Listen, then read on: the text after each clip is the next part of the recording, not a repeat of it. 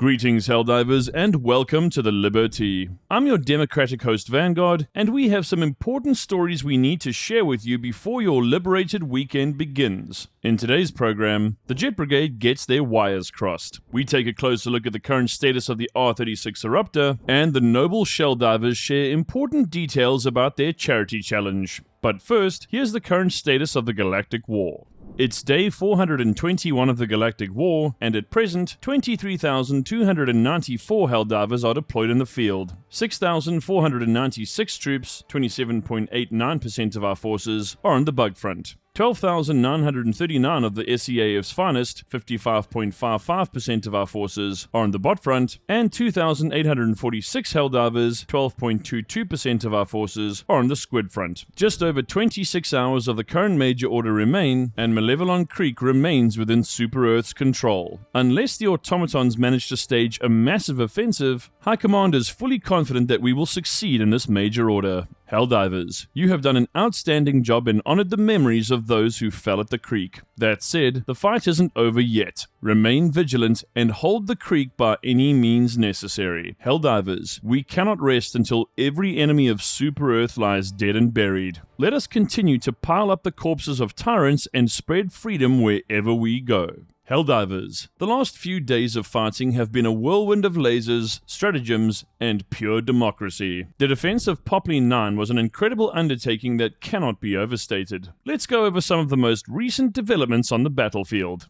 Automaton Jet Brigade neutralized. In a stunning show of Helldiver supremacy, the Automaton Jet Brigade has been decisively dismantled. These mechanized maniacs, once feared for their high-speed assaults and aerial maneuvers, have now been reduced to spare parts scattered across multiple sectors. While the clankers may try to rebuild their flying tin cans, this defeat confirms what we've always known. No drone, droid, or digital disgrace can outperform Super Earth's finest. Reports across the front indicate a marked decrease in automaton resistance, attributed, with complete confidence, to their realization that managed democracy is inevitable. With enemy morale low and their formations faltering, Helldivers are urged to press the advantage. This is the time to strike hard, strike fast, and reclaim every inch of liberated soil. Automaton logic cores report a 73% increase in battlefield retreat subroutines. Coincidence? Highly unlikely. The tide of war is shifting. With aerial threats grounded, automaton lines collapsing, and strategic-grade firepower in every Helldiver's arsenal, now is the time to bring the full might of liberty upon our enemies. Now we head over to the front for a testimonial from one of the Helldivers stationed on Popley 9.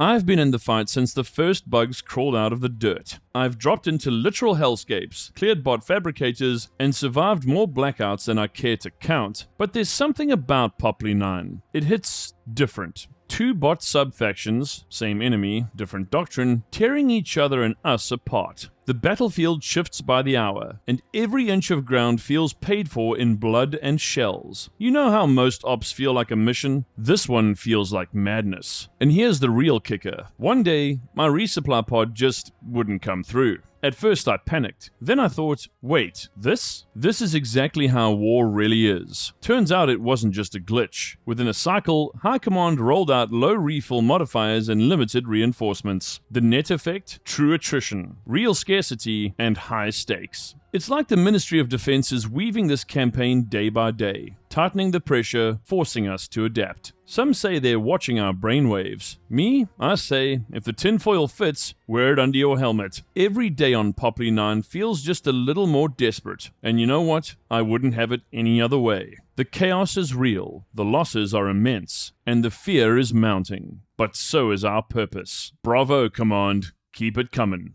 Eruptor not broken. Just balanced. High Command confirms weapon functioning as intended. Here's an official briefing from Super Earth High Command. Helldivers, stand down your rage, at least partially. Reports of the Eruptor being broken have flooded comms since patch 01.002.201, prompting fears that one of our most beloved instruments of overkill had been sabotaged, or worse, nerfed. But High Command has issued a clarification via QA lead Jojo. The Eruptor is not malfunctioning. It's performing exactly as designed after its recent adjustment. The prior overperformance came from a bug that forced shrapnel in a fixed direction, creating highly consistent unintended damage. The current spread now reflects the intended 180-degree blast arc. While some Helldivers are still feeling the burn, mostly from their own shrapnel, the Ministry of Defense insists there's no bug, only balance. In JoJo's own words, it does not bounce back and kill the player. So it's not broken, but it has been communicated to the balance people that folks like the consistent damage. That's right, divers. Friendly fire is still a feature, not a flaw. This hasn't stopped field reports pouring in claiming the Eruptor is less effective against medium armor and more prone to friendly detonation. But as of now, no patches confirmed to retune its performance. Let's be clear. The Eruptor lives, but it no longer guarantees room-clearing supremacy or risk-free spam. If you're still blowing up the squad, try stepping back, or as always, blame the bots.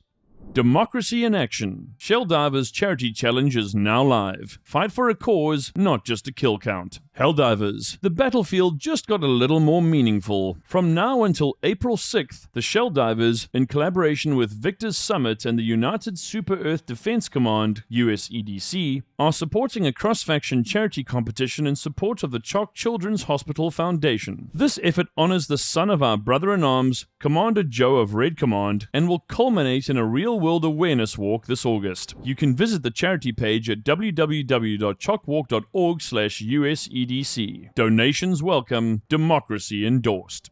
The challenge. Dio's Duck Divers Badge. Helldivers, this isn't just merely about glory, it's about giving. 4 faction-based teams have mobilized, and their mission is simple. Complete as many difficulty 10 operations as possible. The first to 1,000, or whoever has the highest total by April 6th, wins the honorary Dio's Duck Divers Badge, a mark of valor, charity, and righteous chaos. The teams. Team 1 consists of the Death Corps of Malevelon Creek, the Blitz Divers, and the 404th Truth Division. Team 2 is made up of the Cheese Divers, the Wolf Divers, Wrath Divers, Merc Divers PMC, Defiant Divers, Hell Spectre, and MF Road Rats. Team 3 is made up of the Hazard Airborne Commandos, Helldivers Speedrunning Community, Blitz and FAS, Senator Division, and the 99th Hell Company. Finally, Team 4 is made up of the 78th Hell Surgeons, Shelldivers, Tower 21st Hellborn, Psycho Force, and 501st Strike Force. So you may be asking yourself, why does this matter? So far, the community has raised $365 and counting. But this is about more than just credits. It's about showing the galaxy that the strength of Super Earth isn't merely measured in firepower, but in compassion. So load your mags, strap your capes, and drop in with purpose. Because some victories happen off the battlefield, but they still require noble Helldivers.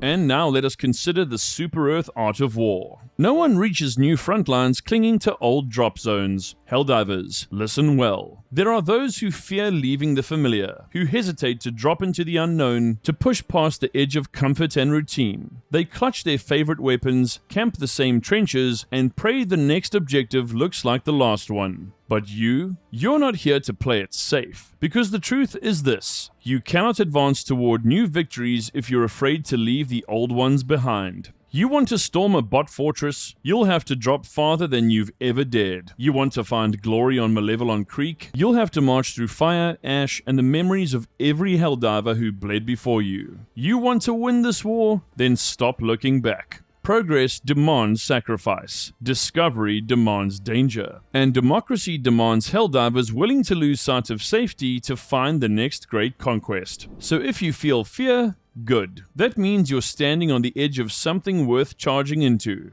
Turn your eyes forward, leave the drop zone behind, and sprint into the unknown with boots blazing and your stratagems locked in. Because the horizon won't come to you. You have to seek it out. For Super Earth and democracy.